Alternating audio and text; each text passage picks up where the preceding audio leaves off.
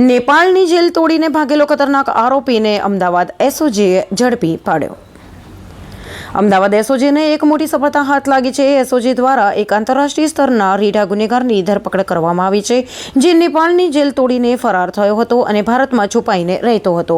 આરોપી આંતરરાષ્ટ્રીય સ્તરે ગુનાખોરીમાં સંડોવાયેલો હોવાનું માનવામાં આવી રહ્યું છે. અમદાવાદ એસઓજીને બાતમી મળી હતી કે નેપાળનો એક શખ્સ શહેરના ઠક્કરબાપા નગર વિસ્તારમાં પોતાની ઓળખ છુપાવીને રહી રહ્યો છે. બાતમીના આધારે તેની કડકાઈથી પૂછપરછ કરતા સામે આવ્યું હતું કે નેપાળમાં જ્યારે જૈન ઝેડ આંદોલન ચાલી રહ્યું હતું તે સમયે જેલ તોડીને ફરાર થયા બાદ તે નાસ્તો ફરતો ભારતમાં આવી પહોંચ્યો હતો. તપાસમાં જાણવા મળ્યું છે કે આ આરોપી અત્યંત રીઢો ગુનેગાર છે અને તેને અન્ય દેશોમાં પણ ગુનાઓ આચર્યા છે. જો કે અત્યાર સુધીની પૂછપરછમાં તેણે ગુજરાત કે ભારતમાં કોઈ ગુનો આચર્યા હોવાનું સામે આવ્યું નથી. પોલીસ હાલ એ દિશામાં સઘન તપાસ કરી રહી છે કે તે કયા હેતુથી ભારતમાં આવ્યો હતો, તેણે સરહદ ઓળંગીને ભારત પ્રવેશવામાં કોઈની મદદ લીધી હતી કે કેમ અને તેનો મુખ્ય ઈરાદો શું હતો. આંતરરાષ્ટ્રીય ગુનેગાર હોવાથી આ ધરપકડ બાદ પોલીસને વધુ કેટલાક મોટા ઘટસ્ફોટ થવાની આશા છે. લાલ ચુનારા, ઉંમર વર્ષ 32, રહેવાસી ઠક્કર બાપાનગર, અમદાવાદનો રહેવાસી છે અને આ ગઈ વર્ષે 21/7/2025ની રોજ બેંકોકથી નેપાળ 13 કિલો જેટલા હાઇબ્રિડ ગાંજા લઈને જાવતો હતો. ત્યારે ત્યાં એરપોર્ટ પર નેપાળ ઓથોરિટીઝ એનો ગાંજા સાથે પકડ્યા હતા અને ત્યાંની જેલમાં એનો મૂકવામાં આવ્યો હતો.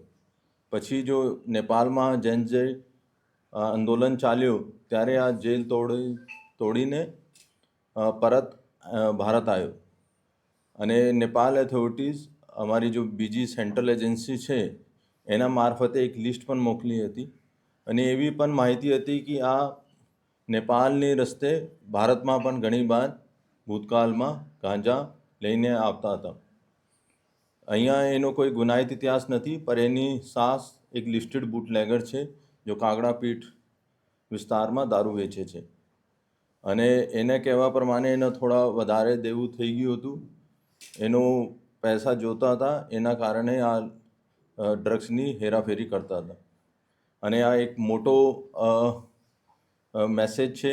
ચાહે કોઈ ઇન્ટરનેશનલ ડ્રગ્સ સાથે સંકળાયેલા હોય, રેકેટ સાથે હોય, તો ડિપ્ટી સીએમ સાહેબની જો નો ડ્રગ્સની અભિયાન છે ઇન ગુજરાત એના અંદર અને સીપી સાહેબ, ડીજી સાહેબની સૂચનાથી અમારા ડીસીપી એસઓજી શ્રી રાહુલ ત્રિપાઠીજીની ડાયરેક્ટ સુપરવિઝનમાં એની ટીમ પીઆઈ શ્રી ઉનડકડ અને પીબી દેસાઈ પીએસઆઈ એની બધી ટીમે કાલે લેટ નાઇટ એનો પકડવામાં સફળતા મળી છે અને આજે એનો સેન્ટ્રલ એજન્સીનો સોંપવાની કામગીરી કરવામાં આવશે.